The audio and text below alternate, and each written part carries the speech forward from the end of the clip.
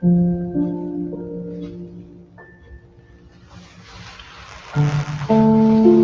everybody. Good evening. Welcome.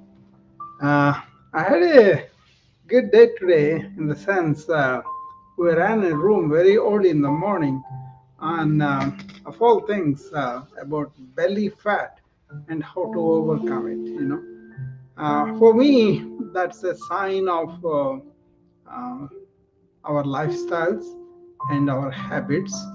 A lot of obese people used to come to me um, in 2015 to 2019 for screening for the bariatric surgery. See, they used to go to the bariatric center and ask for surgery date, and the center used to refer to us to screen them for 6 months before they can be eligible for the surgery. So all these obese people who had high BMI and all that, they used to go there. And when they came back to us, our job was every month we had to screen them for regular medical conditions, and also make sure that they are maintaining good eating habits, and also work on the psychological addictions that they have for the food and all that, and also train them so that they will develop some habits that they will be losing weight somewhat, not too much, at least some of it, till the surgery. And then once they are established in all that, and then the screenings were all very good, and they were given the surgery. And after the surgery, they didn't keep the weight on because they were already trained about not accumulating more weight, right? So I was very involved in obese people in a way, because I was very concerned about even 10-year-old used to come to me for obesity. The parents brought them, okay? And I have seen this trend of sitting down and not going out or playing, and playing the video games and eating a lot of junk food. All those things did not help them, and then they become obese. We all know this, right? We all have been seeing this as a trend in United States, at least. So there's a lot of obesity here, and there's forecasted to be much more. But somebody was interested in belly fat, because most of the women who have that, either they don't like it because cosmetically it doesn't look good, and then they have back pain from it, and they are very interested to know what yoga has to say about this. Actually, I approached obesity in the point of having the visceral fat and the subcutaneous fat. The visceral fat is something we can screen, we can find out how much you have and all that. Of course, the imaging done with MRI and the CT and all that, right? But the main thing people are worried about is how they are looking with that belly fat. So getting them on good habits of eating only when needed, and maintaining the circadian rhythms, and moving a lot, and keeping the mind quiet so they don't have very much stress. All these things we worked on. Yoga helped us immensely about the mind and also the stress, and some asanas that are easy for these people to do, either standing or sitting down or lying on the floor. Whatever they can do, we were helping them to do that. That was something really helped them. So I kind of talked to the patients about the benefits of maintaining the holistic, healthy lifestyle, and yoga is one way to do that, because I know about it. I kind of trained them, slowly. Uh, that worked out pretty well. And later on, also, people stuck to the routines that we taught them. For example, a pose called Naukasana, boat pose, is very easy to do once you mastered it. And they were doing that every day. And to keep the abdominal muscles tight, what we need to do is those exercises 3 times a day, which is hard. But then once they got used to it, once the easier things were very very much talk to them, and they stuck with that routine. Okay, so that is what was going on with those people. Okay, um, so that's what I talked about this morning. And there were dietitians, there were OB-GYNic, there were other health coaches. They contributed on their way of doing that. But the main thing for me was how is that we make food psychological thing, and how we get involved with the food. Cannot sacrifice anything that is tasty, and really make a habit such a bad thing, they cannot get rid of it, right? So I talked about yoga's way of staying away from these habits, and to cultivate good habits and all that. There's so much more. I would refer you to see the replay on the clubhouse. It started at 7 o'clock my time, and then mine will add up to maybe 8:30 or 8:45, something like that. And then other speakers came with other topics. This is under social with Rocky. That is the house. Rocky is my friend, so I'm doing some rooms with her. So this is the room I wanted with, and that's why we did that. Okay. So there is going to be a challenge on this. So I'm going to enroll some people so that they can join 3 or 5 days challenge. We don't know. We're beginning to formulate that. Once it is all developed into a challenge that everybody can come and get counseling on food, exercise, psychological aspect of stress, and also how they can develop long-term small changes but permanent. That's a theme I'm going to follow on that. And anybody is interested, you are welcome to enroll, and then I'll be happy to see you there. So that is what happened this morning. This is all part of my enhancement of human being series, right? So what we do usually is we kind of take one aspect of the human being and then focus on it and go to the depth of it, as per the ancient wisdom and as per the modern science too. That way people will get clarity about things that they can do. If they know about it, that's fine. Otherwise they can learn some of those things. I'm trying to attend to the people who have obesity, who have it out of control, and they have done a lot with everybody else, and they could not get the weight off, and that has become a problem for them, right? So those kind of people I kind of want to help and enroll them so that they can change their habits slowly, steadily, but not with violence, but more like to teach them friendly, compassionate way. That was my style in the clinic also. So I employed the motivational interview, where patient makes his own goals, so that he won't be pressured into something extraordinary all of a sudden. You go to a gym, you go to a personal trainer, he may push you because he is thinking that it's his job to do that for you. And they may say that he won't do it unless I push it.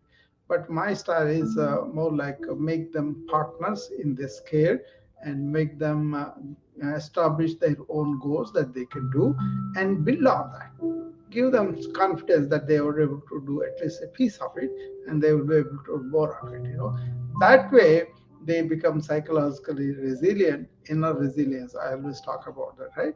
So my thing is enhance the human being, develop the inner resilience, develop the inner empowerment, and also make them psychologically independent. That's what I was focusing on.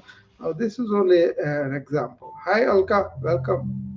So, belly fat was one of the things that I focused because they asked for it, and then we're going to do this challenge and all that later on. That is the plan for now. Probably in a couple of weeks, we will roll that challenge for losing the belly fat. 3 or 5 days, something like that. We'll go workbook will have nutrition, exercise, and also stress relieving methods. We're going to incorporate in there. Already made some videos on this topic. It begins with explaining what is belly fat and what is the difference between subcutaneous fat and the visceral fat. How do you accumulate it? What are the reasons? Like a hormonal, like a genetics, like uh, uh, uh, social habits. A lot of things are responsible for that, right? So we're going to talk about all that, and then we'll go into various methods of losing the belly fat, yoga, Ayurveda, and other people. They have so many natural ways they employ. So I brought them all in those videos. They will be part of the workbook that will be given um, with the challenge, and whoever is enrolled, they can use that for forever, and then they can have some questions and they can interact with us too. So a lot of people showed interest, so I'm going to do that as much sincerity as much we know about all these things, but I may involve some other people to come and contribute. Actually, this obesity is a result of excessive eating and then less work, right? But basically, people have to move the body and keep the mind quiet.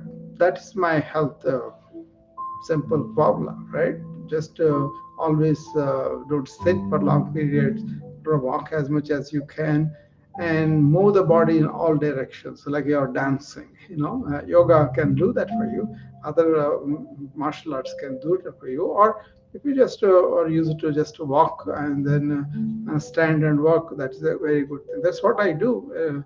Most of the time I'm standing now in front of the camera because that is the broadcast to LinkedIn and other channels, right, on the camera, but also on the clubhouse, on the wisdom, on the audio. So stand up for the meetings, or and when you have the meetings, move around and talk on the clubhouse, simple things like that. It's not that it's a big deal. I'm telling you, it's like do you do that with awareness? Are you aware that you are sitting in the chair for too long, or your body has grown so comfortable it doesn't want to get out of it? That's usually the case. Then I brought in the yoga's gunas: tamas, rajas, and sattvic. Tamas is inertia. Rajasic is really running in the mind and working very busy, active, basically being active. And harnessing these two powers is sattvic. Like you can compare it to solid, liquid, and gas, right, in the physical principles. But this is much more, because we are born with this combination of these three gunas, and you got to identify which person has what. Somebody who is basically tamasic and he has other energies, but because of the domination of the tamasic, he will be insensitive, he will be inertia and all that. Whereas if you are dominant rajasic, then you will be super active, especially in the mind, and then doing all things all the time without resting and all that. Sattvic is like harmonizing these two energies, and use the rajasic when you need to, and then calm down and get into the tamasic before rest. That kind of thing happens. And also, when you are a sattvic person, you'll be calm and quiet inside. That's the major thing people miss it. In the diet, there are diets that kind of enhance the tamasic, heavy foods, like a lot of rice or a lot of potatoes, all that heavy foods, right? If you eat them, they naturally make you tam. That means they have tamasic energy in a proportion that is bigger than normal, right? So you understand those kind of subtleties, then you can select foods that are good. Basically, if you are a sattvic person, you tend to go for the fruits and vegetables and nuts, things like that, right? Then you can do that, and you don't have to eat meat and all those things. But each body, each occupation requires certain kinds of foods too. Suppose you are a soldier and you have to be physical all day, then you definitely need a very high protein, high energy diet, right? Suppose you are an intellectual confined to a chair at the office, then you need brain boosting foods. So there are so many varieties. I talked about that too. So I kind of refer you to that replay on the clubhouse this morning, and you will get a lot more information there. Okay. So that was the main thing we did today. And then what is coming up is that challenge on the belly fat, how to remove it. But also brought in um, philosophy and inner secrets of the ancient wisdom and all that. How the ancients were is an important thing to understand. They basically moved the body all the time. They were walking all over, right? And also they slept on hard surfaces. And then they went to, hills where they have to climb and all that.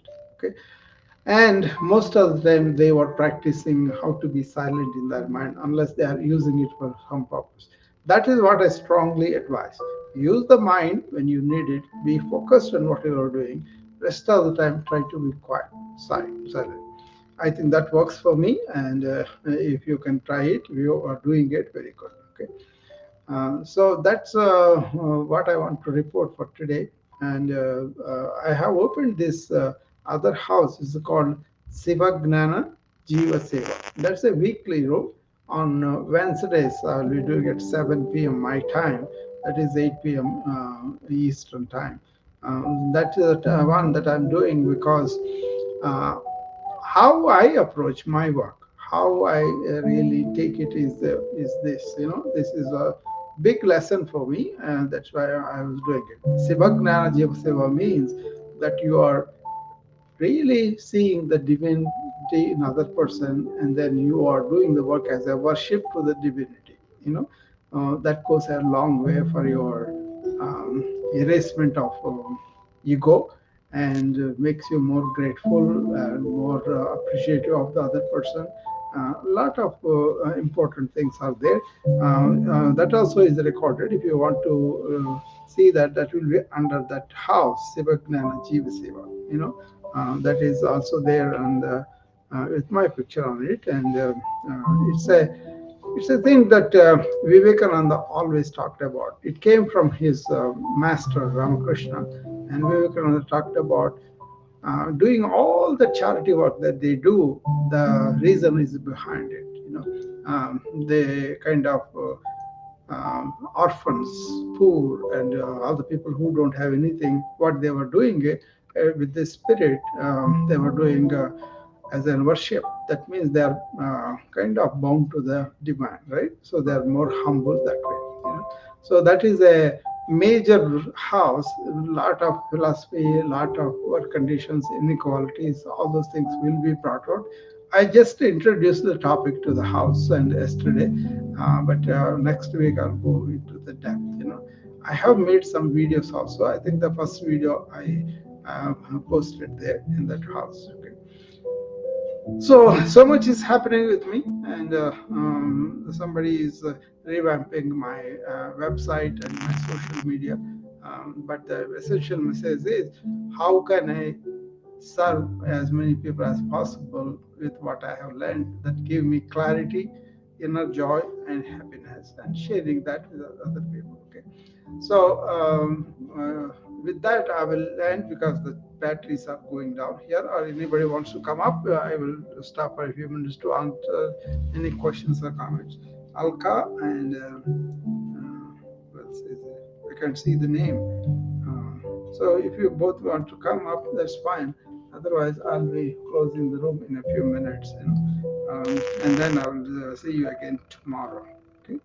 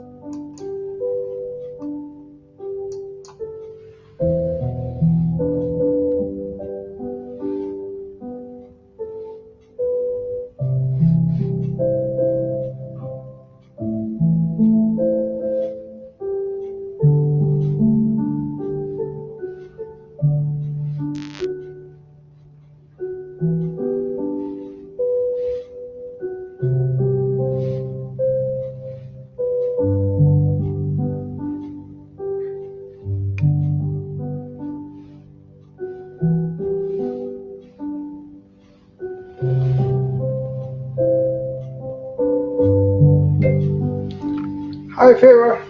Yeah, thanks for the audiogram.